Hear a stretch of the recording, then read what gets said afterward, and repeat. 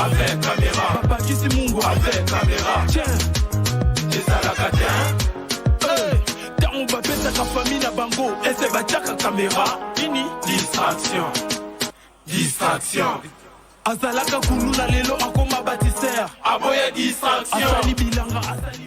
Très bien. Mokolo là mon abino balandia une très grande émission na dimension ya continent d'Asie, émission nanga, émission na yo, émission ya population congolaise en général. Ngonga yangoyo oyebele bakantia ki lokola tokolemba na course, ebele bakantia ki toko postuler, ebele bakantia ki lokola tokozwa tendance, mais on a quand même résisté.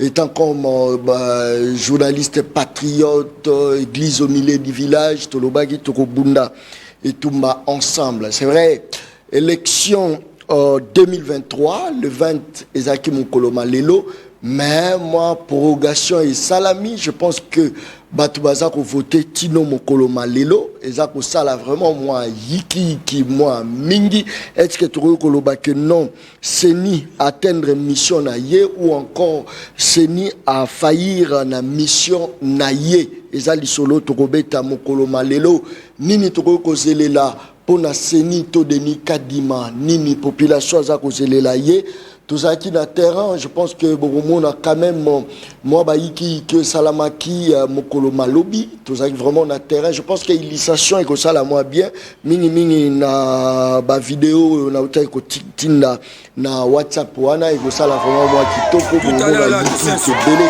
les gens la place ici sous Seni à population pandienne bango des de salami moi pour moi mini na ba partie ici na ba mais la bakoye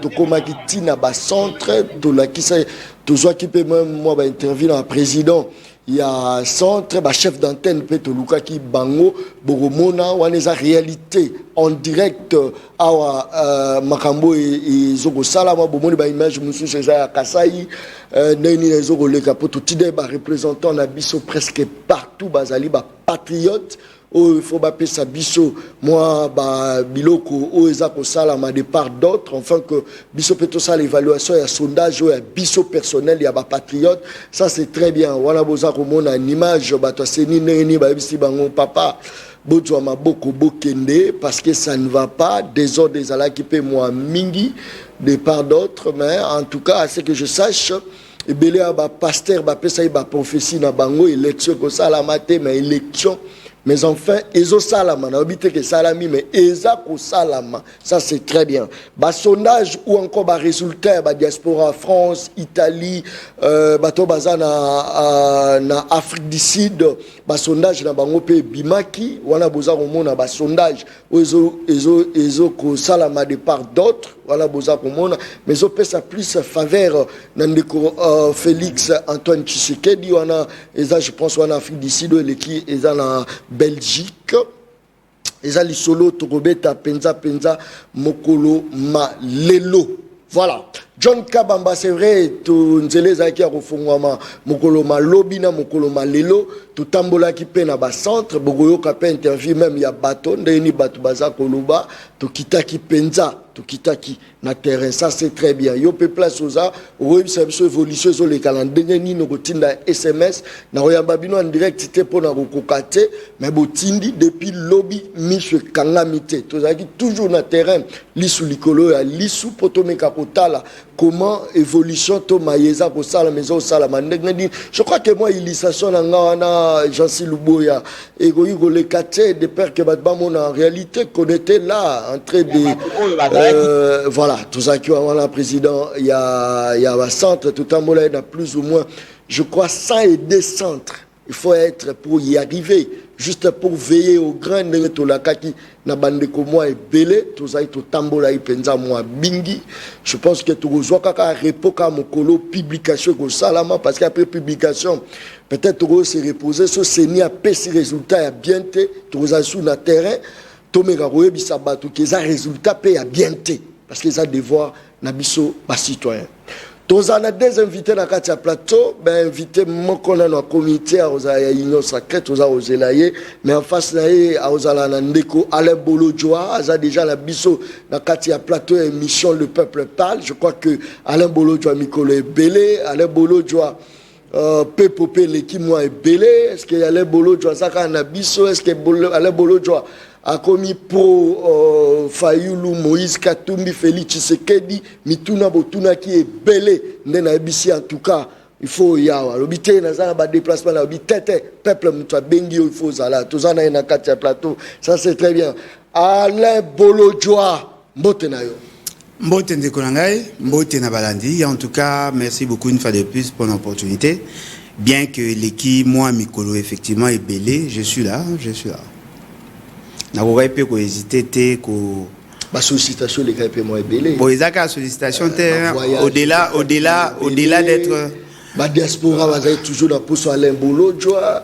Alain Bolodjoa abosani pena moi lit parce que lit ezai que non Alain Bolodjoa chapé libaya ba tu ba voter parce que mais Alain Bolodjoa tout le banini il faut voyager mingi hein. Bon en tout cas c'est qui est vrai voyager mingi hein. Non mais ceux qui attendent à voyager na mbongo nanga contrairement à batumsu bazo voyager na mbongo à l'état pour ne rien obtenir à part peut-être mon orgueil moi Lolendo. Alain Bolodjoa au-delà d'être politicien je suis un chercheur. Il faut na ça la recherche parce que il y a ngonde ali base nanga. Dans ça la recherche, j'ai fait des émissions, j'ai fait des interventions.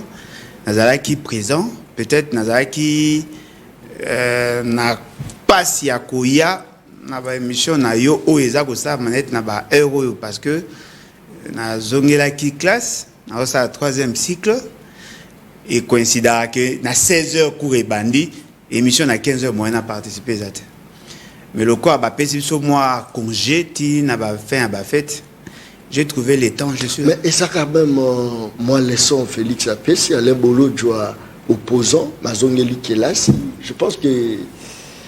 Oh, ngaku na kasa itongolo ba keza leçon na zo pesa Félix c'est que yo zo ba ils ont leçon ba parce que Kelasi. Non, mais attendez. Ngana zongela Félix. Non, mais ngana zongela Félix. Mais Félix a zongé quand même Kelasi Alain Bolodjoa. Ah, fouter nga frère scolarisé. Ou bien apesi nga maele. Yo mon copain que ça sert à rien ya ko ça charmer ngana kanisa ki kutu yenda azongeli classe ngana kanisa kutu ngolo baki yepa zwa maela azongela classe ngana tangi na université pédagogique nationale. D'abord j'étais inscrit en l'an 2000 na IBTP na salle préparatoire. Après na kati na yeko zongela classe na 2006 na université pédagogique nationale na eu diplôme nanga en 2011 na économie. Je pense à cette époque-là, c'est que Batukut va y baguette. C'est que Aelo Nini a melinga sika. Mais Batouaï Baïkayo. Yo pe Batouaï baguette. Non, il y a un seul Batouaï baguette. C'est que ma classe n'a pas eu rapport et ça. Na zongi la foutre dans la classe. Après c'est ngamael. Mais si qu'on comme occupé à l'époque on s'est occupé. Nazalaka occupé. Félix Tshisekedi. Non, mais attendez, mais je l'ai fait. Non, mais attendez. Mais deuxième mandat. Naza occupé. Ça déjà dessiné à l'époque. Bon, premier mandat Zagane, ils avaient pas dessiné. Mandat à l'époque Zagara bureaucratiquement élu. Cette fois-ci sera fascistiquement proclamé. Rien n'a changé, hein. Il faut vous poser des questions. Ce qui qualité, ce qui est qui change, ce qui qualité au magambo bomoni à bobenyango élection. Le banditisme électoral. Comment ça, Alain Bolodjoa? Banditisme électoral. Même le plus con d'entre les Congolais a dit que l'élection est amité. Ils ont banditisme électoral. Ils ont élection. Wana c'est lo Alain Bolodjoa. Mais tout le bas. C'est long. Mais l'électeur au baquet que tu vois dans bango étant comme citoyen majeur yamboka la bango. Est-ce qu'Alain Bolodjoa a voté? Bon, c'est la casse. OK. Yo lobby nga ko voter ndeni pona boya ki déjà élection à mabio. Na bandundu. Bakangi un responsable de l'UDPS, candidat à l'UDPS na ba bulletin de vote déjà ba vota na maboko. On a sous-bassement. Mais effectivement, toute la presse en a parlé. Sous-bassement, non, bah, toute la presse en a parlé. Non, tant babi sous-bassement, ou le baba presse mignon sauté. Non, toute la presse. Non, mais ça, c'est la presse. Oh, mais pas presse, n'a pas autant que la presse, l'équipe même dans la radio, capi partout. Bakangi batu n'a pas machine à voter. Neto lo babwe voter salima. Avant to banano émission, ba to benga yo ba émission OK, na telle place vote et zo salima. Alors, dites-moi quelle est la base législative ou la base légale de ce qui s'est fait maintenant là. Tant que to lo ba magambo ya qualité à ba carte, ba to beta biso carte. To suki wapi? Carte ya mabe, fichier électoral ya mabe. Combien de Congolais bazali privé na vote?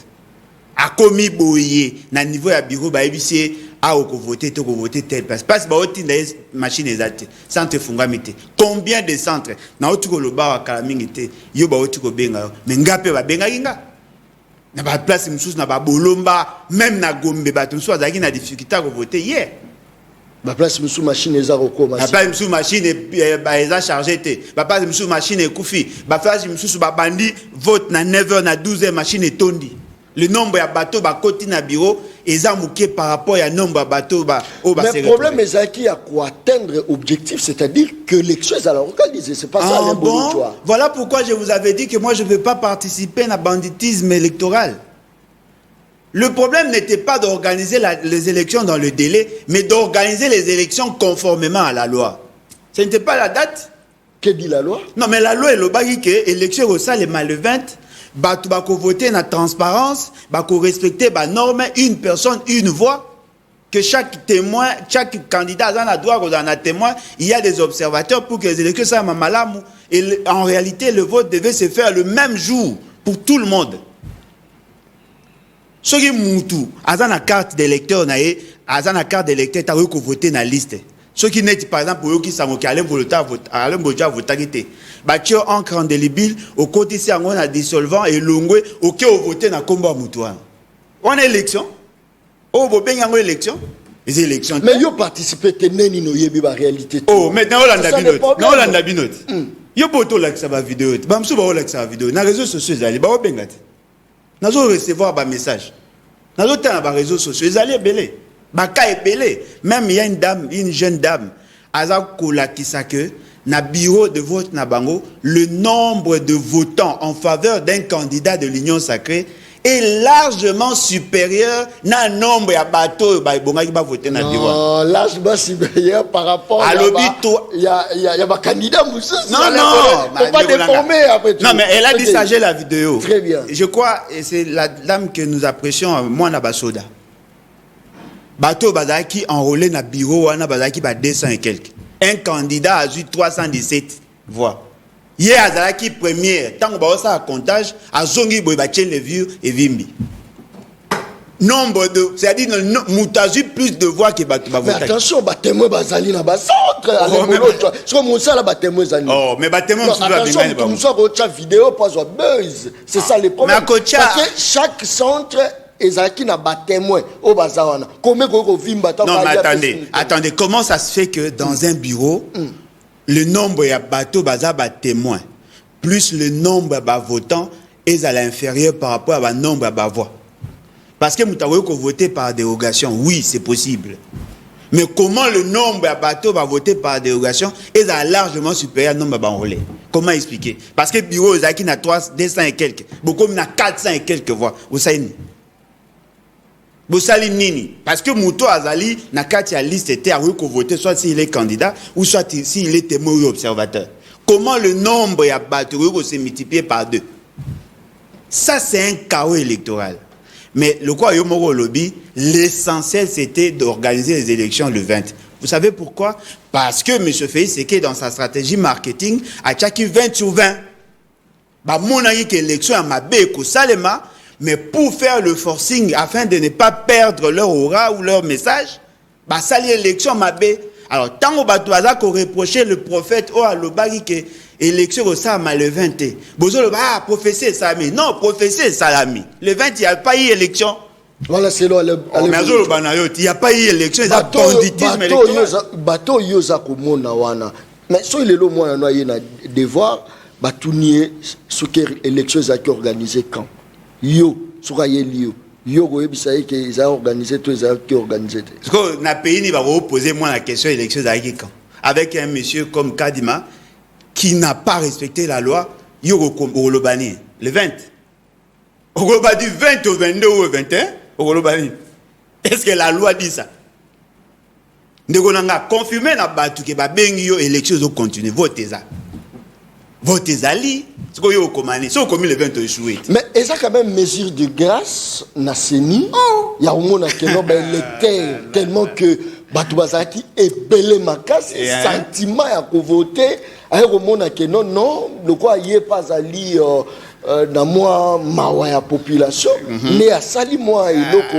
Est-ce que tu connais pas Robert là au maboko te? Le cas bon message Robert maboko même dans de bout. Il y a un le collabo pas yote. Très bien. Le collabo message na Robert maboko même na ba idiotie na ba imbécilité, on peut continuer à faire ça. Dites-moi, les machines ont été programmées, oui ou non? Oui. Ce qui machines qui programmées et qui occasionné inéluctablement la fraude. Machines qui programmées pour fungama et la opérationnel caca les 20. Machines qui programmées pour que le vote ça pendant 11 heures.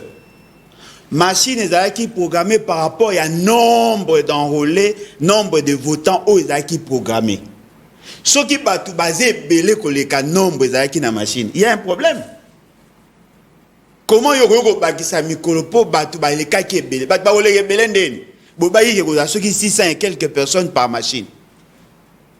Ce que beaucoup mis est belé ko le 600 ndeni. Il y a un monsieur, il y a un MLC.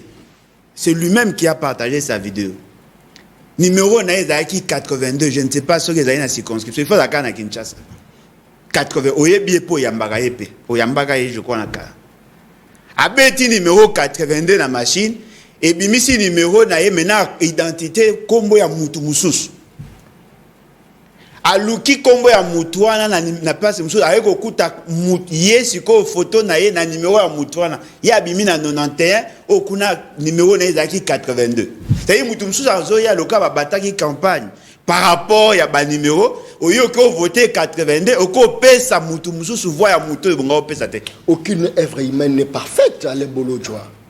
Ça c'est une conclusion simpliste pour la bateau ba okanisa boy. Aucune œuvre humaine n'est parfaite, mais l'État n'a pas le droit de faire de choses imparfaites. Oh. Pourquoi? Parce que l'État a tout le moyen pour réduire le marge d'erreur. Tout le moyen. De Gonanga, pour ça la carte. Est-ce que Zamba a la carte? On a des cartes de qualité. Est-ce que vous pouvez vous imaginer, mon ancienne carte existe encore, elle est en bon état? Ezali, est-ce que ça œuvre humaine? Est-ce que œuvre humaine est pessibiso? Le col a aucune œuvre humaine n'est parfaite. Il faut que ça, la carte, il y a usage unique. Il faut qu'on déploie machine 24 heures avant le temps de vote. Est-ce que ma carte, tu es aimable? Non, mais l'essentiel. Il y a un moni IDPS et PC injonction à CNI, va faire voter à partir à liste. Est-ce que ça problème il y a humanité ou bien ça problème il y a insuffisance à battre? Vous avez tout le temps, pendant plus de 5 ans, pour organiser les élections. Vous avez dit ici que vous avez l'argent. Et on s'est rendu compte qu'il y avait effectivement un problème. Il y a des décaissements de fonds parce qu'ils n'ont pas respecté le plan de décaissement. Aucune œuvre n'est parfaite.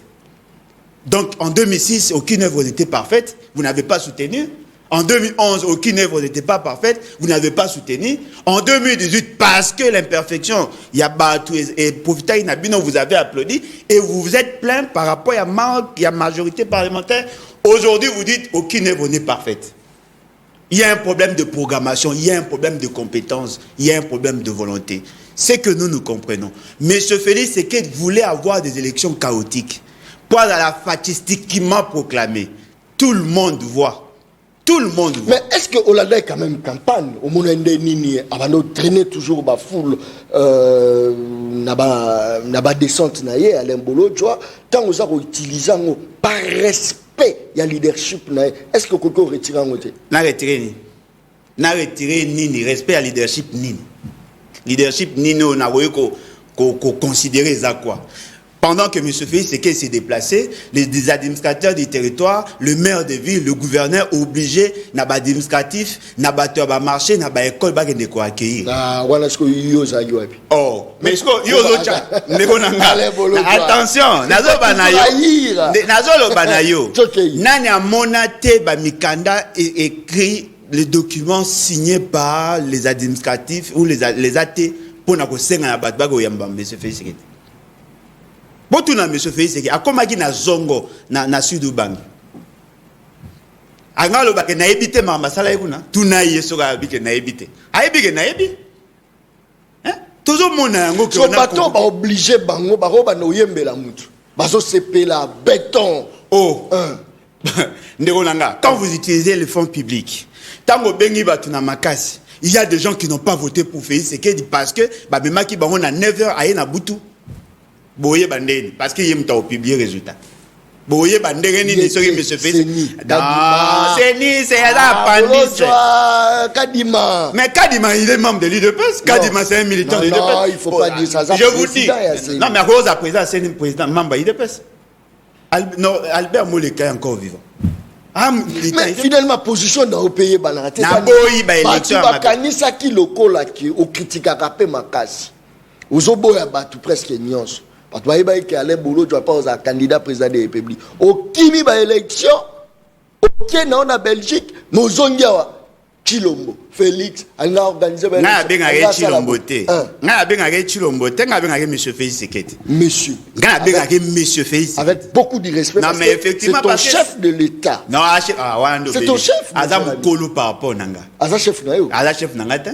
Mukolo par rapport nanga na benga kaye na respect monsieur Félix Tshisekedi pas za mukolo par rapport nanga même s'il était azaki mona muke na bengeka monsieur par respect parce que amuninga nanga te pour za mukonza mboka na te aza muninga nanga te aza mukonzi na bino oui mais amuninga nanga te na benga monsieur Félix Tshisekedi bino ndebo manka kaye respect benga ke ba béton ba mutatondolo ça c'est vous. Moi je l'appelle monsieur Félix Tshisekedi. C'est comme ça. Et tant que on dit et l'autre est livré. Naza bande ko belé à baza ba candidat union sacrée, il y a ba ensemble, ba la muka et consort. Ba consenti ba sacrifice énorme ngamo na moni. Combien de batou ba teki ba mapang pour ba sa campagne. Combien de batou ba sangisi ba tintanya ba famille. Batou msu ba tek asimbisi mutu kapo azwa mbongo ya ko sala ba activité. Ba sa ici ba affiche presque bango mo. Union sacrée a payé ça $500, $2000. Ils se sont battus eux-mêmes dans l'espoir qu'il y aura de bonnes élections. Paf, au finish, on établit une liste en dehors de ça. Il y a des gens qui ont triché. La dame, cet exemple, apparemment, elle a membre de l'Union sacrée. Mais mon indégénie, na miso batu. Abele liko tu président ya bureau na bakanga. Si vous avez un bologna, vous avez un passi, vous avez un passi. Il faut un livre, il faut un moutoumsala pour nous un bongo. Il y a une élection à ma béboye, non? C'est pas pour rien que j'ai fait l'économie. C'est pour ça que 5 ans, non, mais il y a moyen à 64. Continuer toujours à commerce privé, on s'intéresser à la Katia Mboka. C'est ça. Ah, donc, Bino Bolingi, qu'on s'intéresse à la Katia Mboka, c'est cautionner, qu'on valider, ma canissa Félix, c'est qu'il y a qu'on dribbler en tant que Yankee. Si vous Bolingi, Bisso tout le temps, tout ça, petit, tout ça, Bisso, tu faut tout le président. N'a pas se décider comme professeur d'université. Mais n'a pas se décider comme journaliste, c'est ce qu'on lingi. Mais au soutien du président Félix Antoine Tshisekedi. Nani, n'a pas soutenir parce que tant que comme journaliste ou comme lobby wana, nani on se cause ça. Yoza journaliste, est-ce que yoza simamuto? Na tuni yoza journaliste bat balandaka. Boyebi muto oya soutenir, yo soutenir nani. On repose à journaliste indépendant. Yo moko baniti. Oyika il faut mutaza na simamuta fait c'est que bazala kana simamuto boyebi ka oyiko sale loko. C'est pour nous Félix. Ah ça les logos ti. Oh comment ça? Nazo ebisa yo eloko malonga o ça. Ajoute quand même expérience. Il y a premier mandat, ce qu'au deuxième mandat, la première mandat de expérience. Peut-être que le deuxième mandat nous surtout peut-être rose. Expérience à nini dans quel domaine? Aibi salaire né. Expérience à nini? À ça 60 mois aibi salaire té. Ah oui papa sinanga. Attention à les boloj. Aibi ça na le bot. Aibi salaire né était 60 mois. Au sali 60 mois na isika mo aibi salaire na té. Ah oui papa sinanga. expérience à nini. Quelle est la vision au fait c'est qu'il y a Bakissi Nicolas vision Liboso à Bakissi. Mais quand même aux alliés ressortissants il y a université pédagogique. Mais au l'équipe déjà wana. Si il y a pas les gars. Mais quand même tu regrettes Kabila Nenge a passé 18 ans ou dans peu de temps université pédagogique. Non mais ndeko nanga non kitisi voix na te nga ok savoir te nga ki savoir nga lo bara bo mesa nanga boy ndeko nangai nga na yoti misale banda ko sale maisika na to ebi ndenge banda kat nga na oto ebi elo ni mes fese ya bakisi banda ko wana o ba homo na ba réhabiliter le deux homme 1 à homme 2 ah ba réhabiliter non ba réhabiliter effectivement mais le homme 1 homme 2 ça a été négocié avant qu'il ne soit au pouvoir avec les Russes non mais yondo yebi ça batu ke misala wana izaka programmé banda kala et le financement financement extérieur avec les Russes. Bâtiment au Baosa et la publicité à Liboso au à 2 niveaux et la bâtiment au comité de gestion à Calais ça là quand on tourne au Lekawana il y a parachevé. Si on doit parler de quelque chose c'est les bâtiments qu'il y a derrière. On va pas voter un président pour avoir construit un bâtiment. Comment l'université pédagogique mais on limite quand même. Oh, mais ndeko nanga. Mais yo dans la mission. Tilelo. Ezaka poubelle. Oh, ah mais non, bolo joie. Très bien. Monsieur Félix Sekei a inauguré un bâtiment à 4 reprises. 4e fois à Kende. À Kende sous le 20 pour des raisons électoralistes. 4 fois. On a déjà campagne ici là. Non mais bon il y a qui part campagne. Il y a à tout ça mais on a mis 4 fois. Bon poser question pas monsieur Félix Sekei. Quel est le comité de gestion Yambi? Bon, tout n'a monsieur Félix Sekei. Ok, déjà, maman Yemo. Mais nazo ya nyonso. Mama Yemo. Moi, maman Yemo. Yozo mona bâtiment, maman Yemo. Nazo mona maman Yemo. Moi, il passe au salaire. Il y a un bâtiment qui a été construit à côté à Mort-Yakala. Mais maman Yemo. Bino bo beta masolo a bâtiment, ngana beta masolo maman Yemo. Nazo ba na ndenge ezawa. L'essentiel, il y a des membres et un comité de gestion sont en prison. Il y a une peine. Comment ça? Ah, mais voilà. C'est ce que moi je vous dis, il faut pas comprendre. On a arrêté des gens pour avoir mal géré. La dame qui était poursuivie, recherchée pour Bakangaye par rapport à mes gestions, cette dame a reçu M. Félix Sekei. Le comité de gestion est quasiment en prison. Et la dame était poursuivie en justice. Parce que bah on a posé un monsieur Félix Sekei bâtiki ba yamba ba la kisaye bâtiment au mututo asa yebi asa inaugura. Ça dit que bon c'est plananda ko tongami mais en même temps muto azo tonganda ko a me gérer quelque part. Allez bolo joa na yamba yo moi mingi yo moko po bandolo ba militaire na biso ba koma o doter ba militaire ba teni. Qualité. Allez bolo joa. Non quand même o yebi ki ba militaire o biso bazo zo ba teni sous reine ya nani ya ndeko Félix a innové. Nanine. Pour appeler si bas soldats tenir de quand même usine de fabrication ça peut. Mais bas soldats peut baza mal vêtu baza pekak. Ce qui usine Wanda siko au début débat. Ndeko nanga. Yo fo ba comment rejoindre. Oh mais avant Félix Sekei ba non zo tenir. Amen. Tant il y a bande ko pesa de to ba ki apesa. Mais tant apesa pesi ndeni. Tant apesi pesa félicitations pour ba. Oh. Allez bolo joa. Ndeko nanga. Très bien. Yé musala na ye bonga pesa tenir.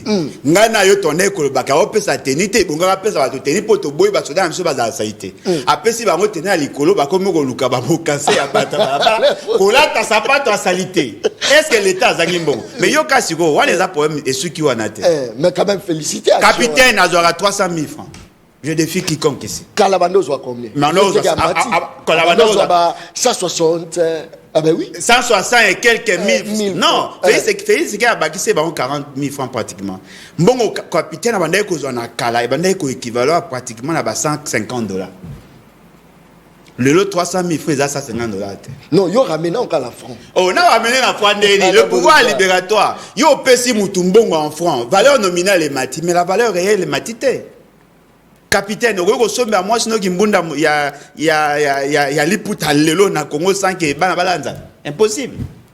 Merci beaucoup. Et là malongé ça. Toujours en attente à inviter la bicho, je crois que tu connais lié à l'obia zalanzela mais tu éviter à recommer la bicho ngongani. période eza période ya yiki moi makasi peut-être peu Denis Kaldimaro bima pe héros ya ko tangaka kombo ya bateau peuple a voté héros ministre au géré na yo Géraï Mabe lelo za candidat ndokomi ko lekala ba centre pour la koluka ba chef ya antenne na ba président ba centre lobi to moni makambo palissade e boya ko quitter place à Libulu mais palissade tiba 0R na place à Libulu ba palissade de landani boy vous allez ba candidat vous avez très mal travaillé na terme de voter ba loi de contrôle mais bon comme ko senga lisusu bozonga mais tellement peuple haïr bino po bozwa ka palissade bolelaka makasi lokwa boza ba autorité budgétaire mosolo na bino mata mais aba fonctionnaire tozo beta na ba enseignant na ba militaire etikala ka bongo bana na bango na kanda balobi ba voter bino te bokom ko luka bokene ko corrompre tozalaki na terrain tochela bino na image bo tozonga to continuer toujours émission na bino bapel les okota message na kotanga yango mais tolanda no descente neni les kaki neni totambolaki na ba mwa ba centre mosusu et bon tozonga to continuer mission le peuple parle ça c'est très bien image régie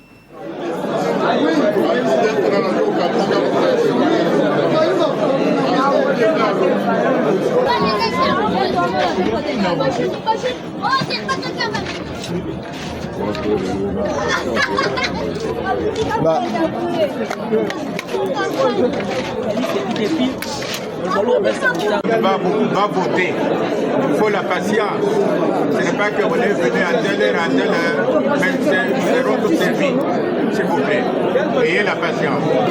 Bon, est-ce que ces gens de la scène sont sérieux? Ça fait pratiquement plusieurs heures que les gens sont ici. Depuis 5 heures du matin, d'autres 6 heures.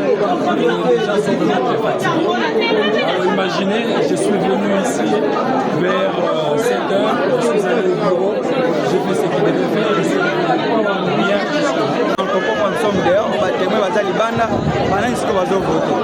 Eh papa, depuis qu'on va voter, on dit que machine est bandité, bateau, héros, et ballon 6 heures. Dit qu'il s'est arrêté. Héros, il doit être 13 heures pour voter. On a dit.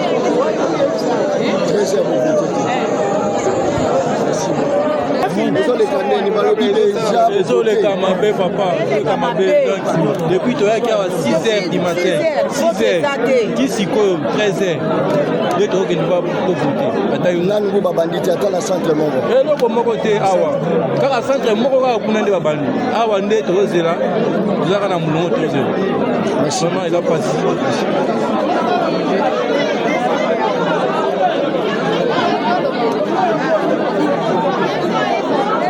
Papa la micro ba bima nanu jeunesse ekotana kosala posa chaîne esala donc on a essayé papa kota wezo tungisa biso depuis 5 heures tokomi awa eloko moko eza te kaka bazokota bazobima machine ebebi machine yango finalement eza ya ndenge nini donc moyen eza de souffrance tozosouffrir vote na biso moko mboka na biso moko mais toza na kati ya souffrance moyen eza te banda tongo ni mai ni eloko tala nde tokauki mais eloko moko eza te donc moyen eza te papa toza na regret toza bamama ya 3e âge vraiment tofandi moyo ezokota biso toza bato ya barégime basusu baza na badebete bamalade depuis ntongo tolelo tala ndenge na mai depuis na bandaki toza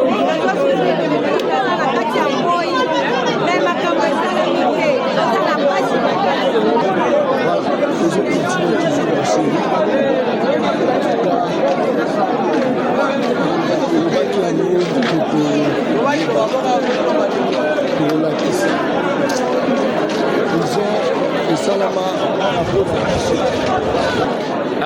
ndeko mopanzi sango nandimi mbote na yo masolo eza mwa bien muke. Il y a 3 observations on aligné na sala. Il y a liboso eza que bande qu'on a biso aseni ba bandi ko déployer matériel na retard makasi tozo plaider pour que ekende ti au-delà de peur que bande réunion se passe pas muso ba ko décourager de peur que non ba bandi na retard.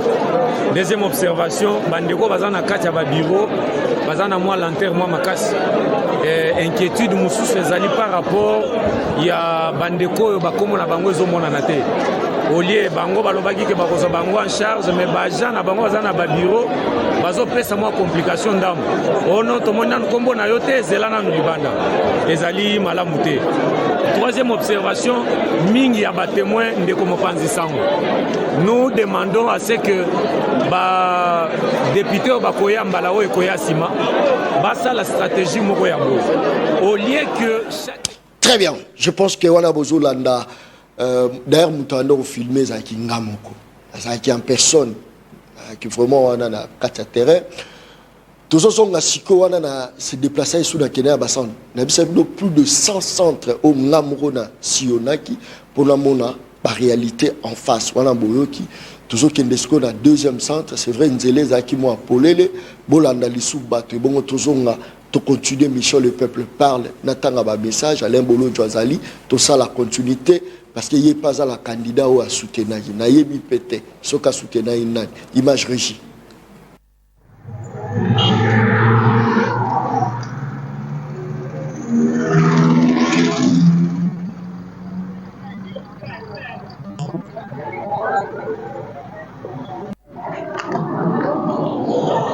Toujours contrôle.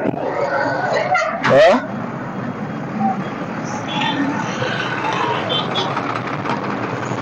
Toujours contrôle. Oh, madame, c'est tout fait.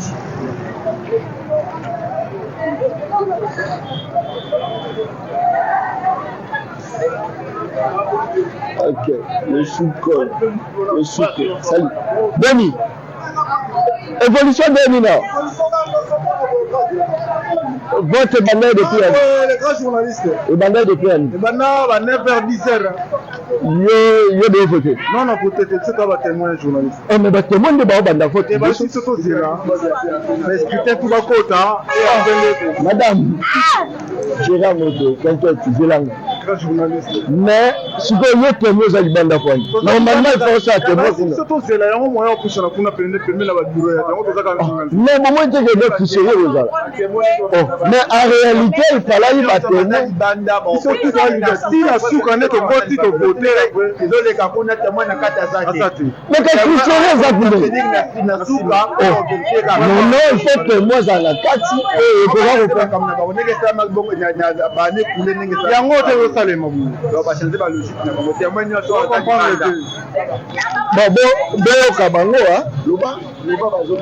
Ouais, biso to de pleurer kaka citation ma kamlenge salama awa toza na centre na monga fula na la fraternité et donc comme si biso po ba témoin nyonso bazali banda ata témoin moko taza na kati ya basali kuna to ya ko se retrouver na kati kaka pour ko contrôler. Ndenge musale salema. Échappé maman yo peut voter. Oui, ngape naza témoin. Ngape naza témoin nazaka libanda jusque là tozela babi tozela. Au voter pour non. Non, mais témoin faut ça centre. Ah, tu dois comprendre finalement non de papa. Vous comprenez. Non. Très bien, merci. Na kota veati na kati. Na kota tina kati. Non. Ah, merci beaucoup. Merci. Mais de voter déjà. Donc, de voter d'ailleurs. De voter d'ailleurs. Ah non, quand même de voter. Et l'équipe est bien. Ma mère va voter.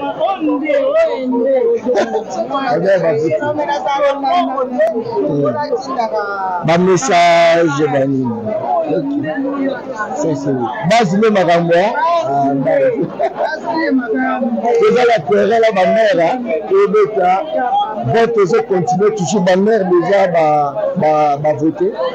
Je pense que nous allons continuer. On a peur de personne. Moto Abini, bobimisi ye o abimi te botie libanda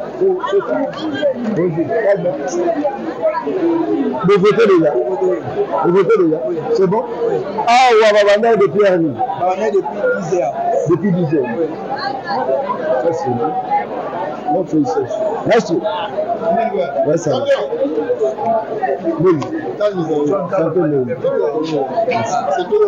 merci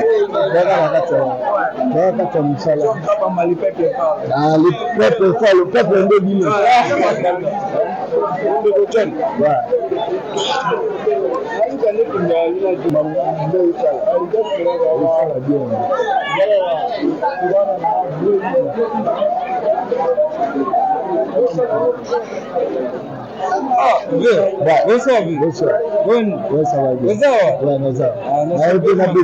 Voilà, je pense que Ozali 20e centre on a Tamboli, la connu, j'espère que tu as la fraternité. Kozana Moko, il y a ma délégué à CENI, le président bureau. Voilà, président bureau. M. Jean-Claude Nazali, président du bureau H, la centre numéro 2 dans le collège La Fraternité. Bon, tout ça qu'on respecte la consigne, il y a CENI, Moni Philippe Ezaawa, Moboule Zalité. C'est-à-dire quoi? Ceux qui te moni au Bazali, Bazali Mikolo, Bazali va bébé. 3e âge, toujours privilégié Bango, Bakotana. Ceux qui électeurs plutôt. Azan a difficulté, aïe, n'a pas numéro, n'a pas candidat, et tali biso va membre à biroté. Biso problème est ali, yé moko électeur a désigné, Mouninga naïe, a sungaye, a voté, ba candidat naïe. A voté, a Sylvine Zela, a Kei. Mais, bah, tu vas dire, tongo, tu joues Sina à ma bête. Tu vas dire, arrêté à Mkelelo, 8h02. Oh, félicitations quand même, parce que la bassante, la moussou, bah, banda sipo. Ah, tu as évité, parce que biso, tu as la kia. Tu as li awa, 5h, tu as bon, ici, le matériel, tu as dit, na boutou. Tu as dit, bah, lecteur, nous, électeur, nous, bah, qui m'a retard. Faute, na bango, tu as la disposition sécuritaire, bah, transport. Bon, matériel peut courant et ça qui m'a coco mais ton limite au cas où il est là école les écoles n'abissons snell après ça cabisson courant difficilement mais qu'on va lobby ti lelo courant vraiment et quand on dit moko ça dit kaba ine zongi donc tout ça vraiment ne seront pas snell à accompagner PCNI ma dérapage réalité ah non jusqu'à présent on doit enregistrer en hôtel c'est-à-dire que libéralement alors que ne bazawana bo poser bango ba question malgré mi balinga ko zelaté mais bazo kende baza patient balinga ko voter ba candidat bango tous na sengo balinga ko kende te o baza na kati ba ko lala na biso ba yeba ba candidat ba vo ba candidat bango tous na sengo est-ce que ba témoin peut baza la kati bazali na ba observateur na bureau na ngato yambaki ba observateur ya Nations Unies à droits de l'homme une dame camerounaise bayaki ba féliciter biso ndemino féliciter biso ba moni ordre des alliés droits de l'homme ils ont respecté. Très bien, merci beaucoup. Je crois que tu es belé. Baza vraiment branché, merci pour la confiance. Bomoni, chaque émission, trop relaxabino parce que tu quittes na plus ou moins 100 et quelques à centre. Bomona, ba réalité en place. Na bombi pe ba léa mususu, na bombi ba blo mususu, torozela. Moment où tu bois kango. Pour sentir que patriotisme exagéré à la kati nzoto sans parti pris tous à la posa ya bato malunga babima sans parti pris tous à la musalo pour le peuple ça c'est très bien. Bonsoir messieurs les journalistes, je vous suis à partir de la province du Bas-Iwele, précisément au territoire d'Aketi. C'est Didier Madundu, directeur de la radio-télévision Fonambo d'Aketi. Je crois que c'est un territoire à Otouélé. Il y a Bazouélé. Bazouélé, voilà. Bonjour John Ngaï Gola Nazana quand Seta Beto Azanan. On est un message Ndeko. Bonjour journaliste Nazo Landabino Naza na Gemena. Sidubangi élection Eza na Mobulu Makasi et Payi. Nabiso ba ministre ya kala bazope sa mbongo na ba chef de centre ya CENI mpo bayebi sa bayebi ba voix surtout na territoire ya Bujala na ekoki même kotanga na bakombo na bango. Je pense que réalité en est le cas presque partout. Ndeko John ici à Lodjoa jusqu'à maintenant. Donc je vous parle, les élections n'ont pas encore commencé. Il n'y a pas de machines. On ne comprend plus si on n'est pas en RDC pour voter ou comment. On a un message et un Ndeko à Tindelaki Bisso. Président Alobaki devant Congrès que enseignant Yasuka Azana 400 000 voilà 400 000 francs kasi na Yakoma voilà Guadolite Bouzinga enseignant Azana 247 000 francs congolais. Ça c'est très bien. Voilà, bonjour le peuple parle. Awa na masangambila élection ezosala matisi koyo nangambu ya Selimbao après l'Estonac. Voilà ça message et koti sika sikoyo ezokota mo belé. Voilà. Bonjour messieurs les journalistes, je vous suis depuis Nandajika. Nandajika bazola biso, ça c'est très bien. Les élections se déroulent très bien. On a peut-être ça la commentaire, non? Non, mais c'est ce qu'il dit. N'a vous contredit. Allez, Bolodjoa. Très bien. Allez, Bolodjoa. Vous avez la capacité à prouver les. Bah, message de Sokota est belé, même la Lubumbashi, Moutoumora Komi. Allez, Bolodjoa doit avoir du respect à notre cher président, fils du pays. On a Basengi Yango. Apparemment, Moutou a commis message, il est mon fils du pays. Mbotendeko, félicitations pour la émission. En tout cas, Lokuta Mabe Ndeko Tshisekedi Aza Motema Mabe façon Atiki Baninga na écart Eza BM depuis Ngalema. Atiki Baninga na écart. Ouais, surtout sera mérité. Il y a un ça Motema Mabe. Voilà. Nakindu. Je crois que le message de son côté belé. Alain Bolodjoa.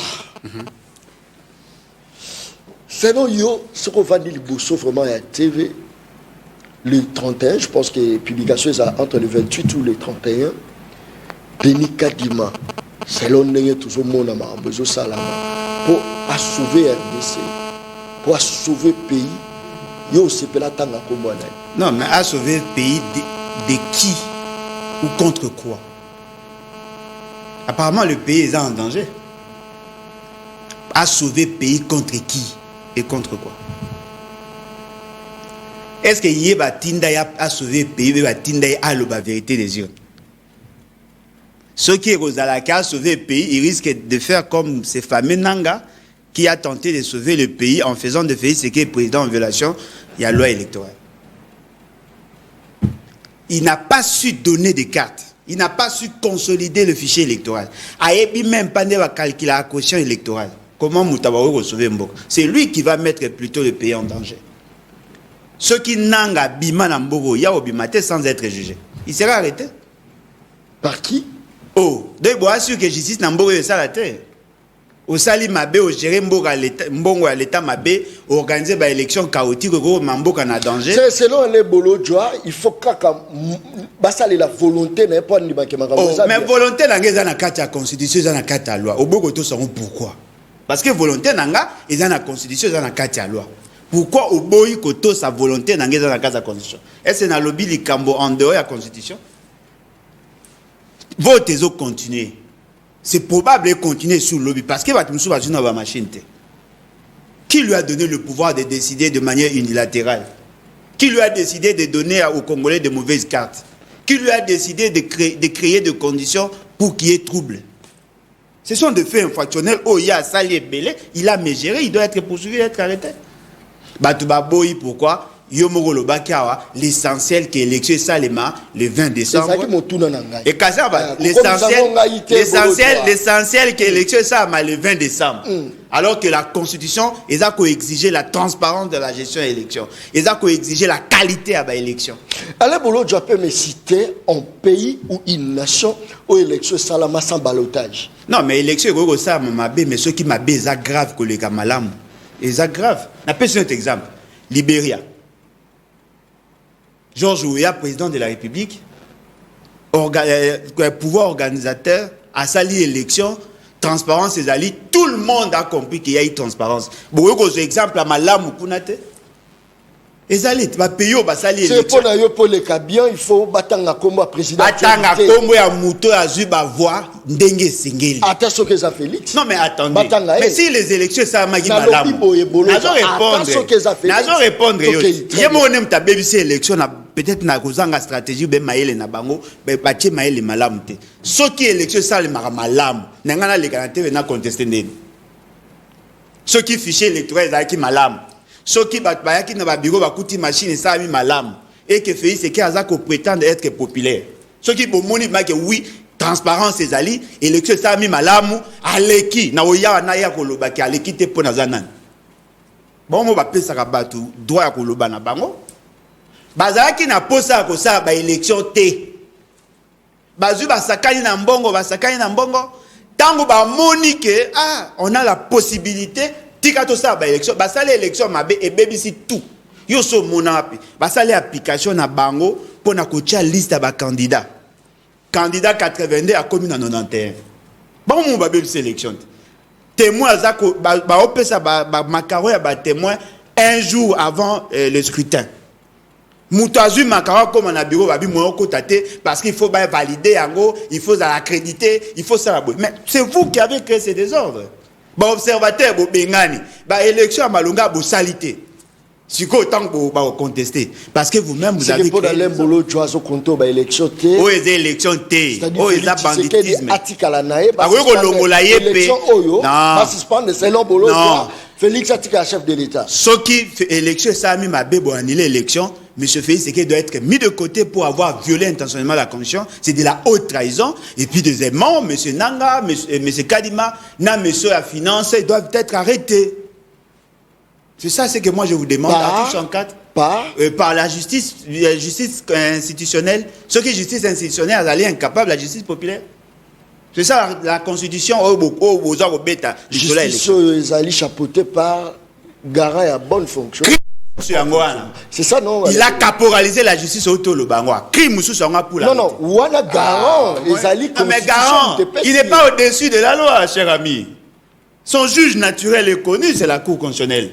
Article 164 de la Constitution, 165, 166, 167. Ne faites pas de Félix Tshisekedi un suprême. Magistrat suprême.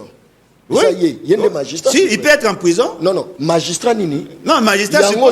Il y a la justice, c'est ça nini. Oh, il y a bon ici. Allez, voilà, et on a dit que le fait seulement que Batu Baolinga va comprendre était Makambo Bolobara pour les défendre, ils ont poussé Bisoto croire que ces messieurs doivent être arrêtés. Il est strictement interdit de caporaliser la justice. Parce que ce qu'on peut, c'est justice. C'est-à-dire que vous avez marché sur la Constitution, la philosophie de la Constitution. Le juge n'a d'autorité que la loi. Le juge n'a pas d'autorité, Félix Tshisekedi. Elle a autorité Nabango sur le plan administratif. Mais par rapport à jugement Nabango, il peut être arrêté. On peut poursuivre un président de la République pour certains faits, notamment la violation intentionnelle de la Constitution. Allez, Bolodjoa. Selon les Bolodjoa, qu'est-ce qu'il faut faire pour essayer un peu de sauver la RDC? Il faut enclencher l'article 64. Non, attention, les Bolodjoa. Article 64. Vous opposez à qui? Article 64. Très bien. Qu'est-ce qu'il faut faire? Aujourd'hui, la RDC est endettée en dessous de la moyenne. Il y a certaines personnes, ou même Banana Bango, Bazana Koshorkor, c'est-à-dire malnutrition, Namboko Mabele Zali, Namboko Makambo Bele Zali. Qu'est-ce qui manque à la RDC Lelo pour RDC décoller, pour le RDC Tobetali Solo Nango, Babetali Solo Nango, Negezala qui à l'époque, Basid africain, Bazoa Rotanga, Nakatia Mboka Nabiso, RDC, armée Nango, a une capacité à Kokenepe Koinde, armée étrangère. Qu'est-ce qui manque? Ce qui manque, c'est d'abord avoir un magistrat suprême sérieux, outillé. Ce qui manque, c'est avoir un commandant suprême sérieux, outillé. Ce qui manque, c'est avoir quelqu'un qui a un sens managérial élevé. Fort malheureusement, on ne trouve pas ces qualités dans la personne de M. Félix Tshisekedi. Ndekolangaye, comment pouvez-vous expliquer toi na problème yanzala. Parmi les provinces où malnutrition est makasi, la zone où malnutrition est makasi. Parmi les provinces où ils allaient enclavés et ils ont la possibilité à vivre le mieux-être. Il y a notamment le Kasaï. Nzela, Yakobanda, Chikapa, Tikikwit, ça fait 355 km de route. Ce qui te gardé valeur, le coût par kilomètre, c'est 1 million de dollars par kilomètre. C'est-à-dire qu'avec 355 millions de dollars, on va désenclaver une bonne partie du Grand Kasaï. On peut inciter les gens à produire. On peut créer des incitatifs dans d'autres secteurs. On peut amener biloko loko là poulailler, porcherie pour que dans la possibilité. Et puis on peut utiliser pour fertiliser le sol. Il a préféré que ça, un centre financier, à Gombe, ici, pendant ce temps-là, il y a quelqu'un qui paye 240 000 dollars l'an. Il y a loyer à pété. Il y a pendant ce temps 192 millions de dollars et pas à Perenco pour construire une centrale électrique à base de gaz. Pour résater. Babimisa plus de 600 millions de dollars pour un programme à 100 jours. Banda coupé zate. Oh, Lucas solution. Service national. Service national. Vous payez combien? Service national, à combien? Mbongo, combien? L'armée a une difficulté à coller sa batounaï. Alors qu'en temps de paix, l'armée peut aussi participer dans le développement. Qu'avez-vous fait? Quels sont les projets à M. Félix Tshisekedi a sali Lelo depuis à sali 5 ans en matière d'agriculture? Il vous souviendra que le Barak va payer 40 millions de dollars na BAD pour produire manioc afin de suppléer na 10% de farine de blé pour la fabrication à MAPA. Mbongo ane kendab. Le Barak va olo na baloso na Congo central. Toza wapi. Cléo ya trouva qui a na nini na Nsele. J'ai trouvé la clé pour nourrir la population. 3 ans après, où en sommes-nous? Voilà pourquoi je vous dis la qualité du chef n'est que définir tout ce qui se fait. Bota la charpente à M. Félix Tshisekedi. Ceux qui battent campagne aujourd'hui pour lui, ce sont les mêmes personnes au Bobé la Bamibi Lelo. Bangonde ba battre campagne. L'obitang a besoin de pouvoir. Bako ça la kaka na yé. Kaba même bateau bo. C'est le changement aux alatés. Peut-être que ça stratégie moussa koko. Yakoiba. Nazo peut ce exemple. Rapidement, toujours cité. Baouti ko ça la commissionnement na fonction publique. La fonction publique c'est la colonne vertébrale. Basali commissionnement à Batou, bazou ba pesi batou ba grade provisoirement et M. Félix Tshisekedi a validé. Il a confirmé par une ordonnance. Quelqu'un qui était chef de bureau, commissionné chef de division, commissionné directeur. M. Félix Tshisekedi vient confirmer. Comment un chef de bureau dans le ministère de la Finance a reconnu comme directeur sans que Azoa a la procédure normale? Ces cas-là, ils allaient belé. Toi, tu commandes dans la police, la même chose. Il y a un mouton qui a battu campagne, ministre a épesté. C'est ce qu'on a fait de l'épesté. Les degrés à corruption, les degrés à mauvaise gestion en matière d'enseignants. Si nous avons 400 000, comment ça Félix Tshisekedi? Enseignant, moi, atteindre le message à Abinin. Il y a 200 et quelques. 245 000 francs. Même pas 100 $. Très bien. C'est-à-dire que pour que Mboka et Bunga, il faut conduire Malonga. Dans le monde, Félix Tshisekedi dans la liste. Merci beaucoup. Ça, c'est très bien. Dans le secteur, il y a Waka, Bisso, Mosusu, élection et salamité, netina CCP, Ndeke 1. Voilà, je pense que non, on a un message à Ndeko Akomeli Bisso. Bonsoir Ndeko. Dans la province, il y a Kasaï, précisément, dans le territoire, il y a Dekese. Dans le territoire, il y a Dekese. Élection et salamité, Bitumba, et Zamakasi, ministre. Adrienne Bokele a créé une insécurité terrible.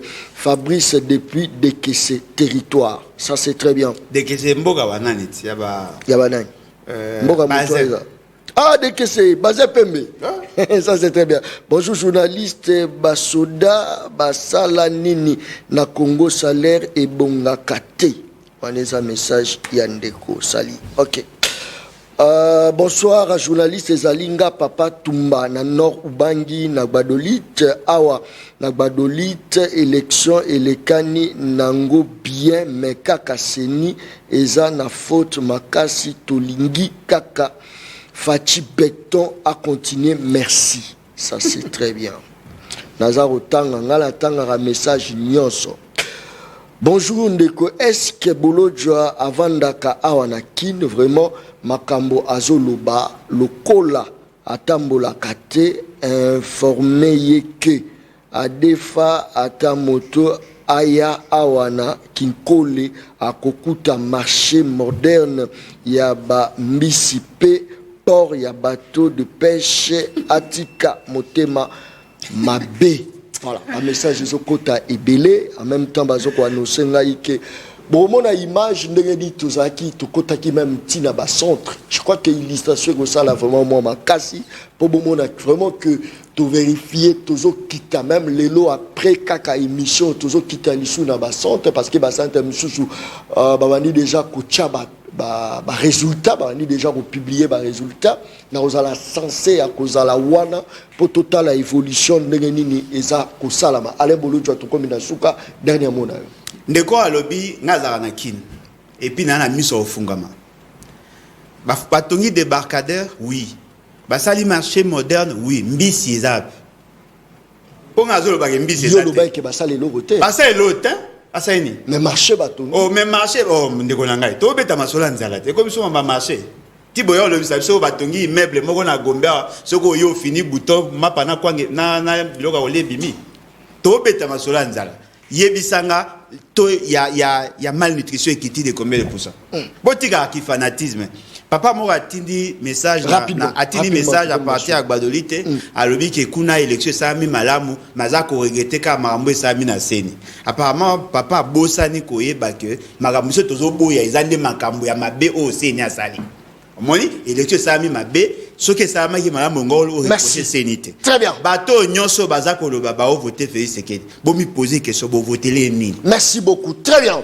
Kakanesi na lobaka émission ngeza baleine, c'est l'émission la vérité au Bogo Tala. Ba statistique a bien zaka le peuple parle poser la tendance té, za pembeni ya vérité, ça c'est très bien. Bo s'abonner na chaîne YouTube Le Peuple Parle TV officiel Bogolanda ba continuité. Le Peuple Parle TV officiel. Le Peuple Parle TV officiel Bogolanda ba continuité nyonso. Merci beaucoup na bande ko nyonso tout o basali ke émission le kana qualité ya kitoko bo mona vraiment qualité ya no ya biso bo moni bino mo bo sentir que notre ali kolo makasi ça c'est très bien félicitations na promoteur totitel ya chaîne na biso yo na PCE Mbote place toi Zagola Nanga directeur ya programme directeur technique ça c'est très bien merci et bye merci peuple Daron Bako tu parles ma au commis petit peuple tiens ba pesa moi loso avec caméra papa Kisi Mungu avec caméra tiens c'est ça la cadence